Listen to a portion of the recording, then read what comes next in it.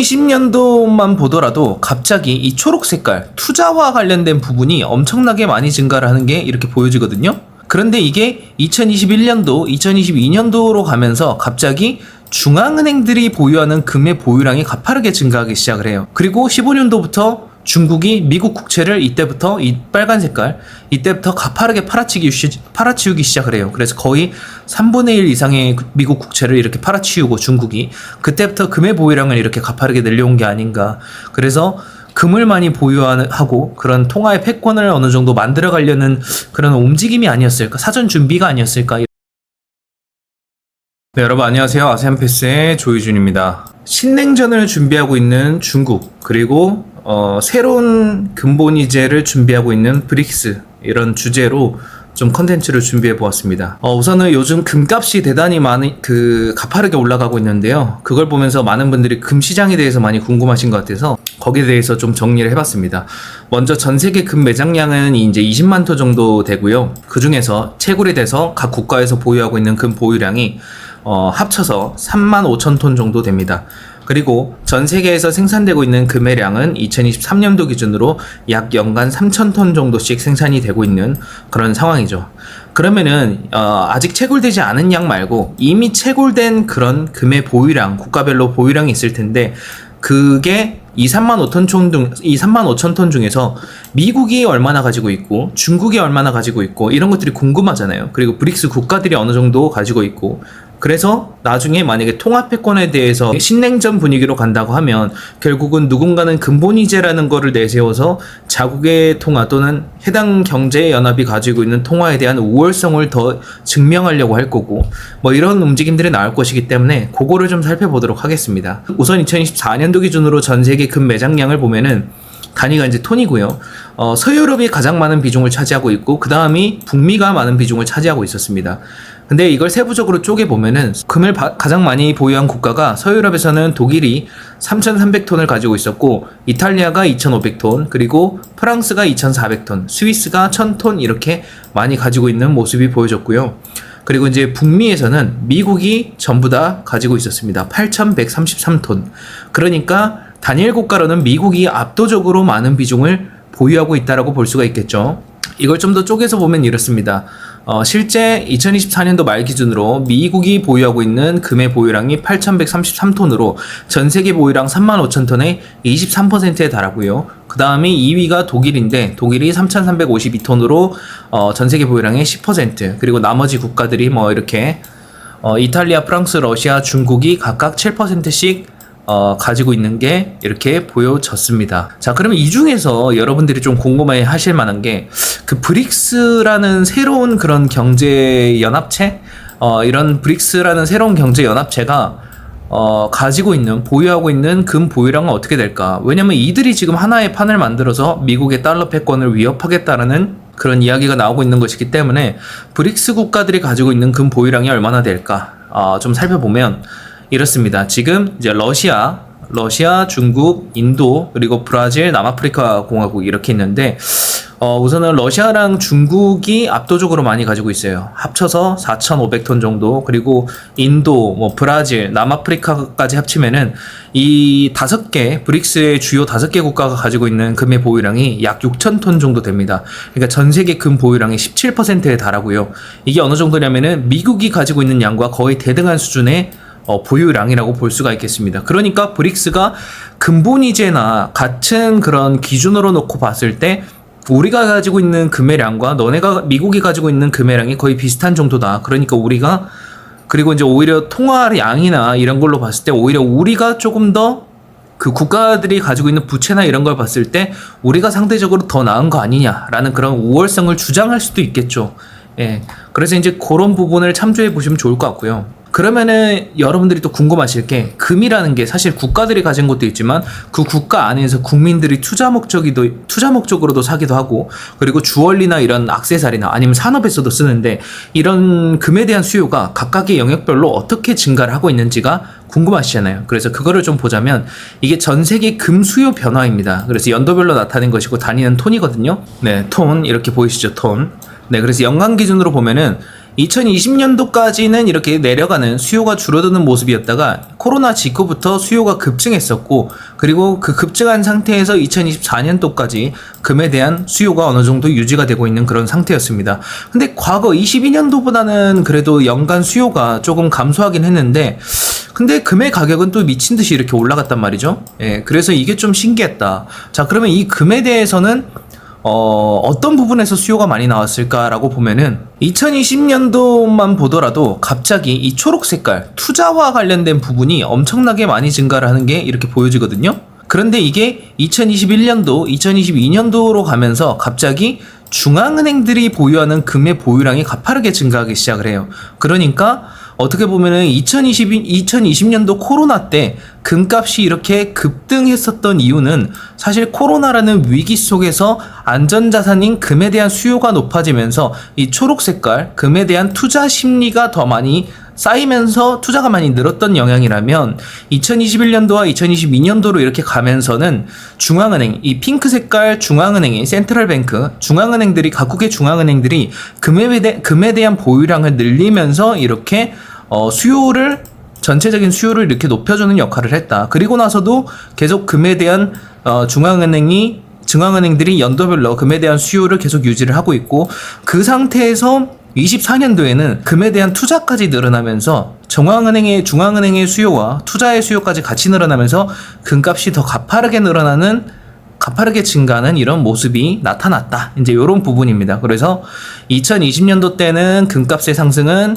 투자 부분의 급증 때문에 이렇게 금값이 올랐던 거라면은 2021년도부터 2023년도까지는 각국의 중앙은행들이 금에 대한 보유량을 늘리면서 일어난 금값 상승이었고, 그리고 2023년도부터 2024년도로 가는 과정에서는 중앙은행의 수요와 그리고 투자의 수요가 둘 다 크게 유지가 되면서 금값의 가파른 상승을 부추겼다. 이제 이렇게 볼 수가 있겠죠. 그래서 시간이 가면 갈수록 많은 사람들, 투자자들이나 중앙은행들도 금에 대한 보유량을 계속 늘려가는 이런 모습들이 보여지고, 그리고 이제 여러분들한테 보여드리고 싶었던 게 2021년도에서 2024년도로 가면서 각각의 금을 많이 보유하던 국가들이 금의 보유량을 늘렸는지 아니면 유지했는지가 궁금하잖아요. 그래서 거기에 대해서 좀 말씀을 드리자면은, 미국이나 독일이나 이탈리아, 프랑스, 러시아들은 사실 금의 보유량을 늘리지 않았어요. 그런데 압도적으로 금의 보유량을 크게 늘린 국가들이 몇 개 있었는데, 첫 번째가 이제 중국이 금의 보유량을 엄청나게 많이 늘렸어요. 거의 17%나 2021년도부터 2024년도까지 금의 보유량을 17%나 늘렸고요. 그리고 인도가 또 이것도 브릭스 국가죠. 차이나, 중국 브릭스 국가, 인도 브릭스 국가인데, 인도도 금의 보유량을 21%나 늘렸고, 그리고 폴란드, 유럽에서 금의 보유량을 또 95%나 늘리기도 하고, 그리고 우즈베키스탄이나 카자흐스탄 이런 데서는 2% 늘거나, 아니면 카자흐스탄 같은 경우에는 28%나 금을 줄였죠. 카자흐스탄 같은 경우는 경기가 어려운 건지는 모르겠지만 아무튼 금의 보유량을 많이 줄이는 게 이렇게 보여졌습니다. 그래서 좀 우리가 이제 궁금한 것 중에서 특별했던 거는 이제 브릭스 국가들인 중국이나 인도에서 금의 보유량을 약 20%씩 가까이 2021년도부터 이렇게 늘려왔던 게 상당히 좀 의미가 있는 것 같다. 그래서 이제 브릭스와 미국 간의 그런 경제적인 그런 충돌을 대비하는 것인지는 모르겠지만 어쨌든 이런 움직임들이 보였다라는 거 참조해 보시면 좋을 것 같고요. 그리고 이제 아까 말씀드린 것처럼 이제 2024년도와 2024년도에 그 금값이 이렇게 가파르게 치솟았잖아요. 예. 그래서 20년도 때 코로나 때 한번 치솟고, 이때는 투자의 수요가 증가한 부분이었다면, 이때 24년도에는 중앙은행의 수요와 그리고 투자도 같이 늘어나는 그런 영향이었다. 그래서 그런 것들 때문에 금값이 가파르게 증가했었던, 그래서 역대 사상 최고치를 찍고 있죠 지금. 이제 우리가 이제 여기서 확인해야 될 거는, 그러면 앞으로 금값이 계속 올라가려면 중앙은행들이 투자를 계속 늘릴 것인지에 대한 그런 가능성도 확인해 볼 필요가 있다. 그래서 몇 가지 데이터를 살펴봤습니다.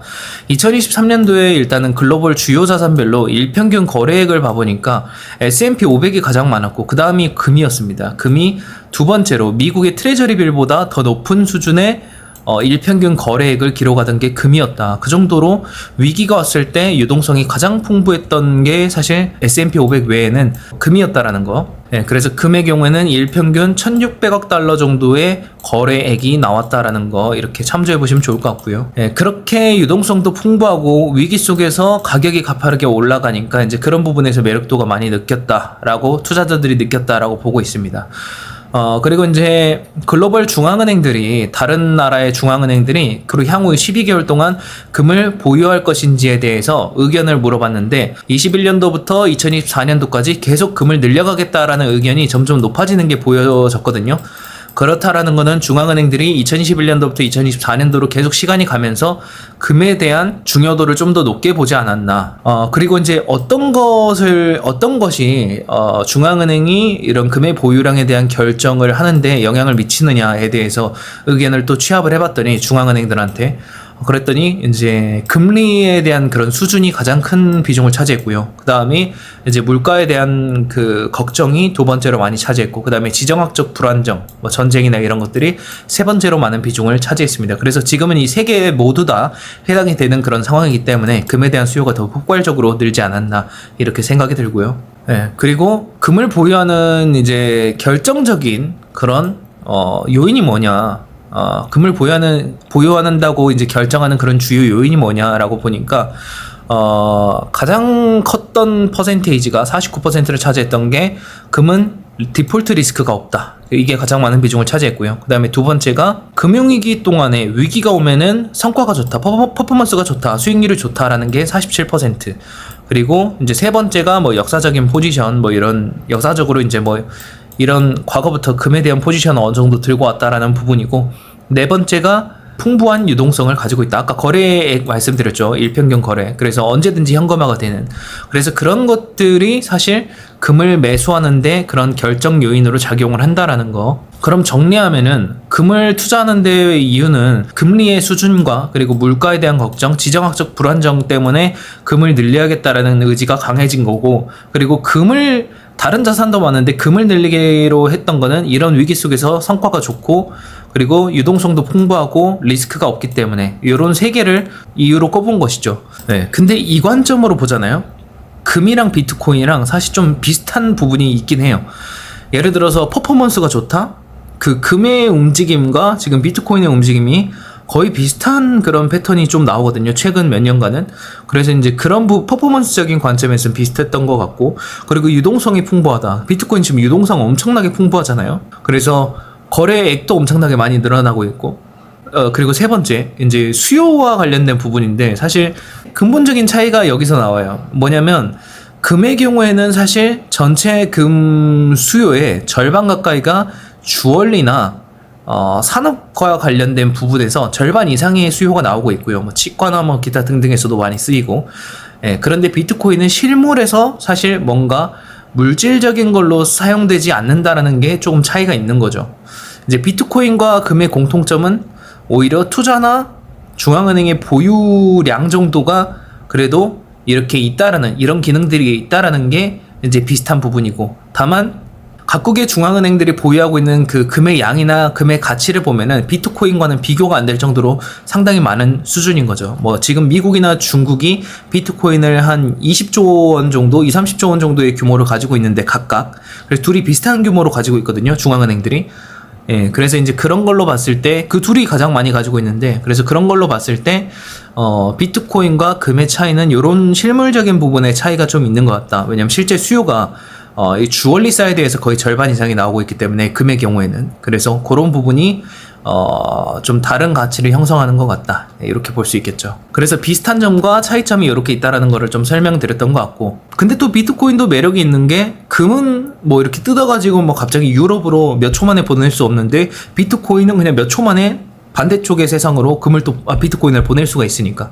그래서 금융적인 부분에서는 좀 강점이 있다라는 거. 그래서 그런 부분이 좀 장단점이 있었는데, 중앙은행들이 이렇게 보유하는 그런 기준에서는 어느 정도 맞아떨어지는 부분도 있었던 것 같아서, 좀 유의미했던 것 같습니다. 이게 살펴보면서. 그러면은 이제 또 궁금할 게 이제 글로벌하게 금에 대한 그 중요도가 높아지고 특히 브릭스 국가들이 금을 많이 늘리고 있는데 그러면은 금을 많이 그리고 이제 금값이 가파르게 올라가면서 금에 대한 중요도가 더 높아지고 있었는데 중앙은행들도 금에 대한 수요를 많이 늘리기 시작을 했고 그러면은 금을 누가 많이 생산을 할까? 이게 또 궁금하잖아요. 1위가 중국이었어요. 2023년도 기준으로 중국이 가장 많은 양을 생산을 했고 그 다음이 러시아, 그 다음이 호주, 그 다음이 캐나다, 그 다음이 미국, 그 다음이 가나, 그 다음이 인도네시아, 뭐 페루, 멕시코, 우즈베키스탄 등등이 있었습니다. 그리고 이제 특이했던 거는 이 노랑 색깔 부분, 이 5개가 브릭스 국가들이에요. 그 중국이랑 러시아 그리고 인도네시아는 최근에 브릭스에 들어왔고 그리고 남아프리카 그리고 브라질 인도가 없긴 하지만 세계에서 가장 금을 많이 생산하는 국가들 리스트인데 이 5개의 브릭스 국가들이 여기에 들어가 있고 이들 5개만 합쳐도 전 세계 금 생산량 3,000톤의 33%에 달하는 1,000톤이나 됩니다. 그래서 금을 연간 생산하는 생산량의 기준으로 봤을 때도 브릭스의 영향력이 상당히 높다. 금과 관련돼서는 사실 브릭스에게 시간이 가면 갈수록 더 유리해지는 부분이 아니냐, 이제 이렇게도 생각을 해볼 수가 있겠죠. 근데 미국이 유럽과의 관계가 좋으면 뭐 그나마 뭐 좀 상관이 없을 수도 있는데, 왜냐면 유럽 국가들이 금 보유량이 많으니까, 이탈리아나 프랑스 이런 국가들이. 근데 유럽 국가들이 지금 등을 져가지고, 만약에 그 브릭스 국가들과의 이제 경제적인 그런 갈등이 심화되고 이제 통합 패권에 대한 경쟁으로 간다고 하면은 문제가 될 수 있는 여지는 좀 있다라고 보고 있습니다. 심지어 이제 중국 같은 경우는 금에 대한 보유량을 15년도 이후부터 가파르게 늘려오는 게 이렇게 뚜렷하게 보여주고 있고요. 예. 그리고 15년도부터 중국이 미국 국채를 이때부터 이 빨간 색깔 이때부터 가파르게 팔아치우기 시작을 해요. 그래서 거의 3분의 1 이상의 미국 국채를 이렇게 팔아치우고 중국이 그때부터 금의 보유량을 이렇게 가파르게 늘려온 게 아닌가.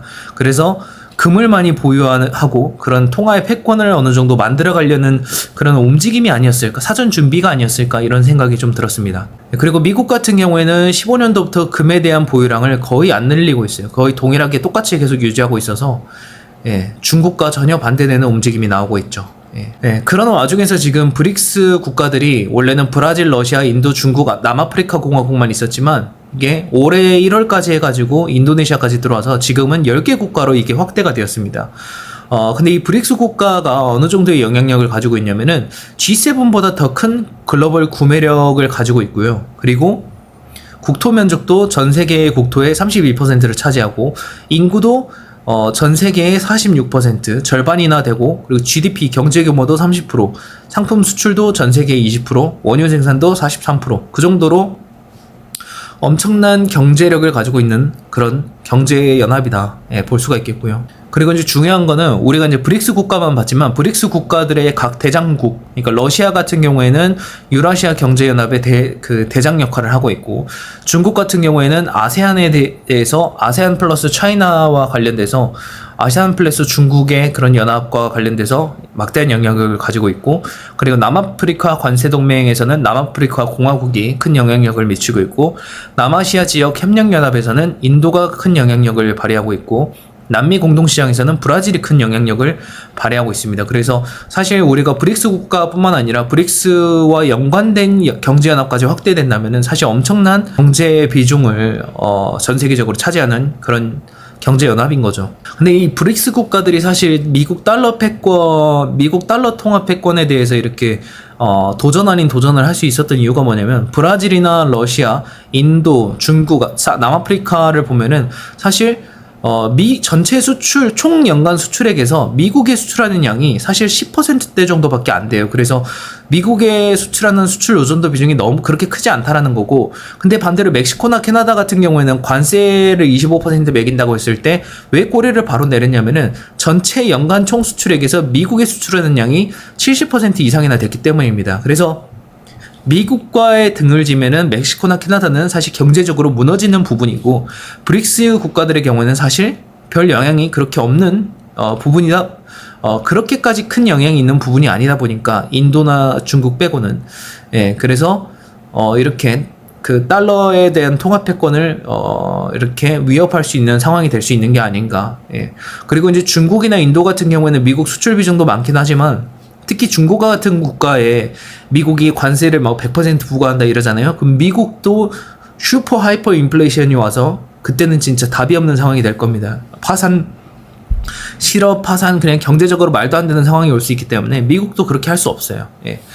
그래서 이제 중국은 그걸 안 상태에서 금에 대한 보유량도 늘리고 브릭스의 이런 경제 연합을 만들고 브릭스의 금 보유량도 늘리고 생산량도 늘리면서 그 영향력을 좀 더 강화하고, 그리고 브릭스 안에 참여하는 국가들의 수를 늘리면서 영향력을 점점 키워가는, 그래서 G7을 넘어서는 연합이 되고 있는 상황이기 때문에 상당히 우리가 좀 주의해서 볼 필요가 있다라고 생각이 들어요. 네, 그래서 이제 트럼프가 이제 브릭스가 뭐 달러 버리면 100% 관세를 부과한다고 했지만, 사실 미국에 수출하는 규모 자체가 작은 국가들이나 이렇게 많이 먹이지 중국이나 이런 국가들한테는 이렇게 100% 관세 부과 못할 겁니다. 예, 미국 경제가 더 위험해질 수 있으니까. 그리고 이제 이 브릭스 국가들이 또 신개발은행이라고 해서 세계은행을 대체하는 그런 은행들을 또 만들었었어요. 2014년도 정도에.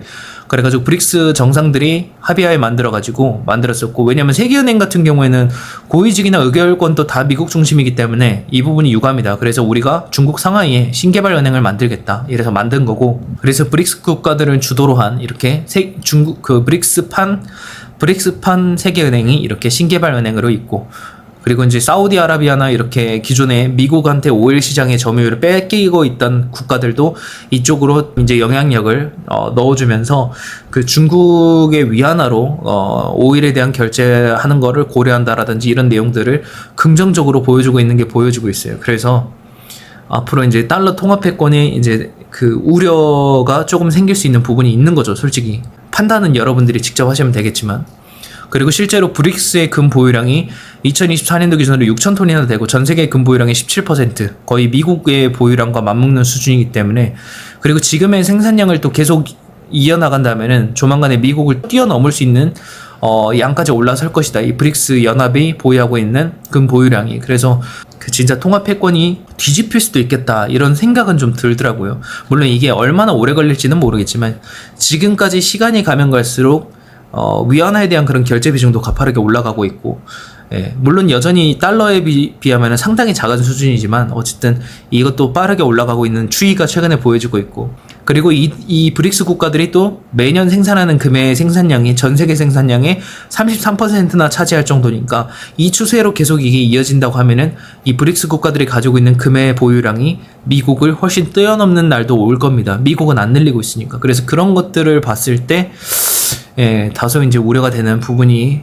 있는 것 같다. 네, 그리고 제가 이제 미국의 주요 경제 지표라든지 아니면 금이나 뭐 이런 주요 이슈들이 나왔을 때 이슈에 대해서 바로바로 해석한 내용들을 멤버십 커뮤니티에 공유를 드리고 있습니다. 그래서 혹시 관심 있으신 분들은 댓글에 있는 멤버십 참여 링크에 들어가셔서 멤버십도 고려해 보시면 좋을 것 같고요. 그리고 이제 제가 미국에 대한 모든 것이라는 전자책을 이제 거의 다 이제 출판 예정입니다. 사실 전자책을 썼다가 요거를 설명이 필요한 것 같아서 제가 강의 영상으로 다 녹화를 해서 편집을 다 거의 다 완료했고요. 그리고 조만간에 공유를 드릴 예정입니다.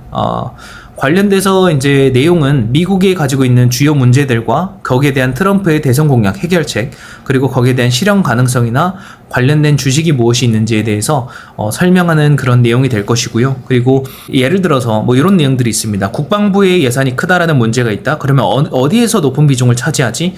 그리고 그 중에서 무기를 사는 데는 얼마나 돈을 쓸까? 그러면 그 무기 중에서 F-35에 대해서는 돈을 얼마나 쓰고 있고, 그리고 머스크가 요거보다는 요즘 현대전인 드론을 많이 써야 된다라고 하던데, 그럼 드론은 얼마 정도 들어가는지, 왜 드론을 쓰려고 하는지, 뭐 이런 거를 예산 관점에서도 살펴볼 수 있는 그런 컨텐츠이기 때문에 관심 있으신 분들은 댓글에 있는 전자책 사전예약 신청 링크에 들어가셔서 사전예약 신청을 해주시면은 제가 아마 일주일 정도 내에 이제 영상을 다 편집을 완료해서 이제 출시를 할 예정입니다. 그래서 네, 그때 제가 사전 예약자 분들에게는 알림 메일을 다 보내드릴 테니까 관심 있으신 분들은 사전 예약을 신청해 주시면 될 것 같습니다.